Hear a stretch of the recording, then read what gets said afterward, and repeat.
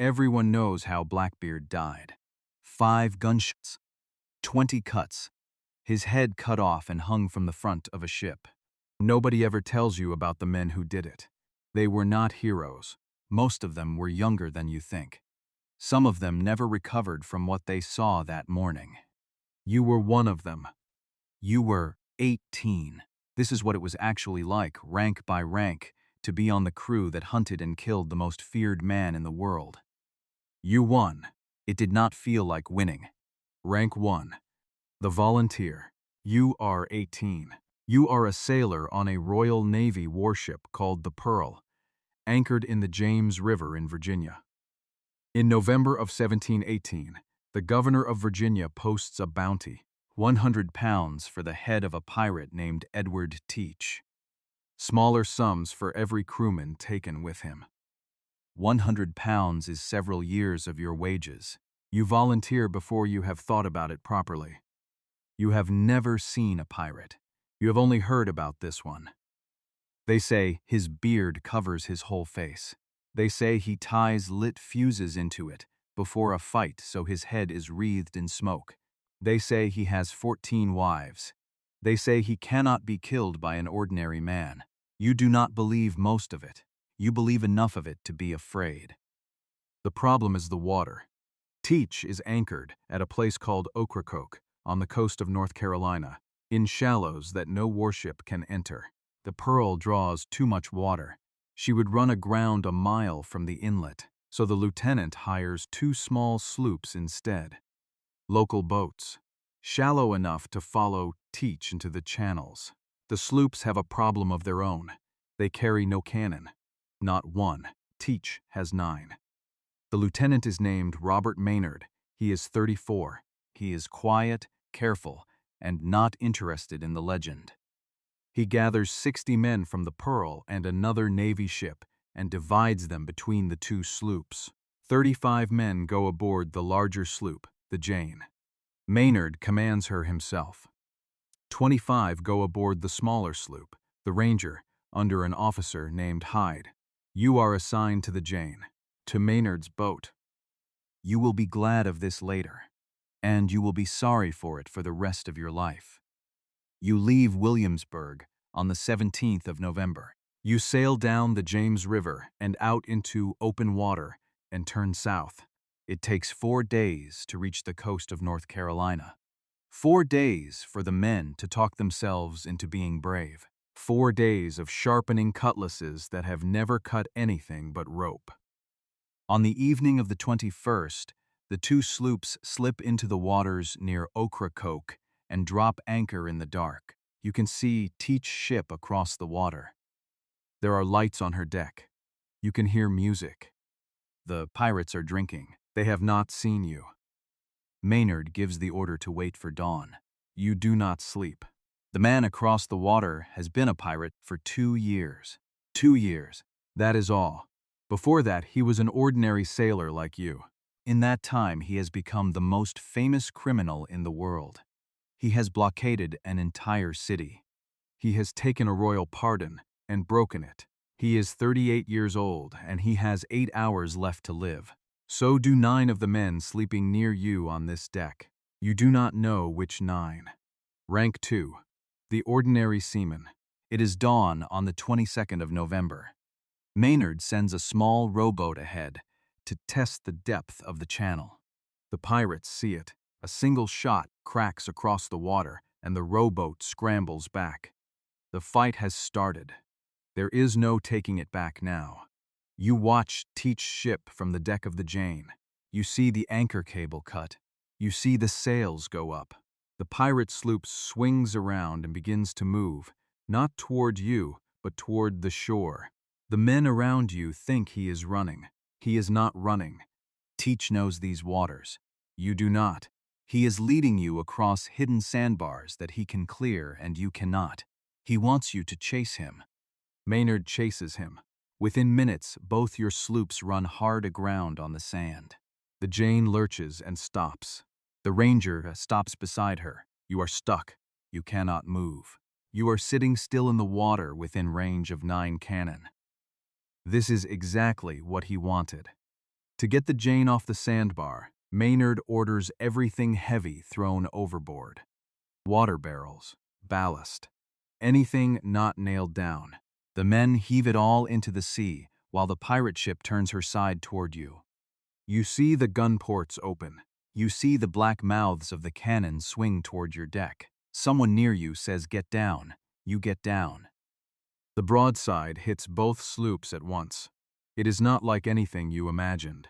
It is not noise. It is a wall. The air fills with iron and wood and pieces of the deck and pieces of men. You are lying flat and the world above you turns to splinters. When it stops, you stand up because you do not know what else to do. You are one of the lucky ones. The other sloop, the Ranger, took the worst of it. Her commander, Hyde, is dead. So are several of his officers. 9 men on the Ranger are dead or dying. The Ranger drifts, leaderless, out of the fight. On your own deck, the Jane, the count is worse. More than 20 men down from a single broadside, dead and wounded together in the wreckage. Maynard is still standing. He is shouting. You cannot hear him. Your ears are gone, replaced by a high ringing that will last for 3 days. And then you see Maynard do something strange. He orders the survivors below deck. Rank 3, the able seaman. You do not understand the order at first. None of you do. You have just been hit by a broadside, and now your commander is sending you to hide below. Then you understand. Maynard wants Teach to think the broadside killed almost everyone. He is leaving only himself and 2 or 3 men visible on the bloodied deck. The rest of you, every man who can still hold a cutlass, go down the hatches and wait in the dark. It is a trap. He is answering Teach's trap with one of his own. You crouch below deck in the dark with a dozen other men. You can hear your own breathing. You can hear the wounded above you. You hold your cutlass in one hand and a pistol in the other, and you wait. Through the boards you hear it work. You hear Teach's voice for the first and only time in your life. He is calling across the water. He is laughing. He says something about how they are all knocked on the head, except a few. He says he will board and finish them. You hear the 2 ships grind together. You hear boots hit the deck above you. There is a moment, 2 or 3 seconds, where nobody moves. The pirates are on the deck above. They think they have won. They are looking at the bodies and the blood and the one officer standing among them. Then Maynard fires his pistol, and that is the signal. You come up out of the dark. You have never been in a real fight before this morning. You are about to be in the worst one of the entire Golden Age of Piracy. You come up through the hatch into gray morning light and smoke, and you see them 14 pirates on the deck. And at the center of them, bigger than you were told, is the man himself. The beard is real. The size of him is real. He turns and sees you coming up out of the deck, like the dead climbing out of the ground, and for one instant even he looks surprised. Then the instant ends, and the killing begins. What happens next takes about 6 minutes. 6 minutes of hand-to-hand fighting on a deck the size of a small room, with more than 30 men trying to kill each other at arm's length. At the end of those 6 minutes, the Golden Age of Piracy is effectively over. You will remember the 6 minutes for 50 years. You will be able to account for about 40 seconds of them. Rank 4, the border. The deck is chaos. There is no formation, no order, no strategy. There is only the man in front of you. You cut and you are cut. You feel nothing. That comes later. A pirate goes down in front of you, and you do not know if you did it. Someone is screaming, and it might be you. Through all of it, you keep one eye on the center of the deck, because that is where Maynard and Teach have found each other. The 2 captains fire pistols at each other first. Teach is hit and does not fall. They draw cutlasses. They swing at each other in the middle of the madness, and Teach's blade comes down so hard it snaps Maynard's sword off at the hilt.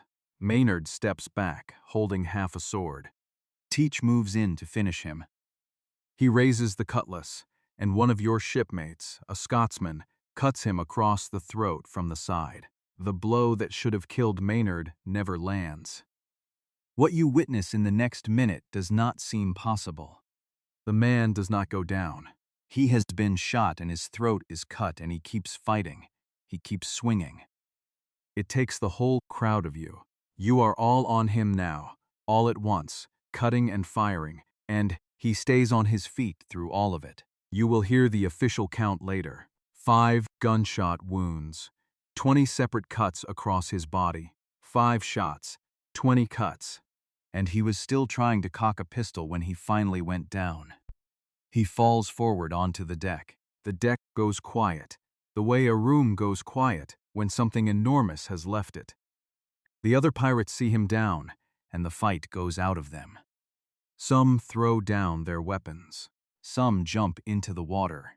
You stand there with a cutlass you do not remember, drawing, breathing in smoke, looking at the body of the most famous man in the world, face down on a deck the size of a kitchen. You do not feel like you have killed a monster. You feel like you have killed a man, and it took 25 wounds to do it. And you are going to have to live with how hard he was to kill. Then Maynard does the last thing. He needs to prove to the governor that Teach is dead, to claim the bounty, so he orders the head cut from the body. You watch them do it. You watch them tie the head by its long hair to the front of the ship, to the wooden spar that points out over the water at the bow. They throw the body over the side. The story you will hear for the rest of your life is that the headless body swam 3 times around the ship before it sank. You were there. You do not know if it is true. You know that you could not look at the water, so you cannot say what the body did. Rank 5. The witness. The fight is over by mid-morning. 10 pirates are dead, including Teach. The rest are prisoners. On your side, 10 men are dead and almost 20 are wounded. For a fight that lasted 6 minutes, that is most of the men who were standing at the start. You are not wounded. You do not know why. You were in the worst of it, and you came out of it whole, and the man beside you did not, and there is no reason for either of those things. It takes weeks to sail home. The sloops are damaged, the wounded need tending, and the whole way back to Virginia, the head stays where Maynard tied it. On the bow, in the sun, for weeks. You try not to look at it. You fail. Every man on that ship looks at it. Every day, all the way home. It is the thing you remember most clearly out of the entire voyage. Not the fight, the sail home, with the head on the bow getting smaller. Before you leave Ocracoke, while the men are clearing the deck, you find something wedged in the splintered wood of the rail, a small iron ball, grape shot. One of the hundreds of pieces of iron that came across in the broadside that should have killed you. It is the size of a musket ball. It is nothing. It is scrap. You put it in your pocket. You will keep it for the rest of your life. You reach the James River in January of 1719. Teach's head is still on the bow when you drop anchor. They take it down and, the story goes, set it on a pole at the mouth of the river as a warning to other pirates. The 15 surviving pirates are taken to Williamsburg to stand trial. You are called to give evidence.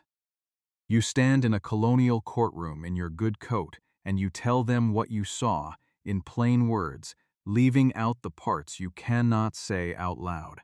The trial does not take long. Of the 15, most are sentenced to hang. 1 or 2 are spared a man who can prove he was a guest and not a crewman, a man who was forced. The rest are walked out to a road outside Williamsburg and hanged where travelers can see them. You do not attend. You have seen enough men die for 1 winter. You leave the Navy within a year. You have no taste for it anymore. You settle on a small piece of land in Virginia, up the river, away from the sea.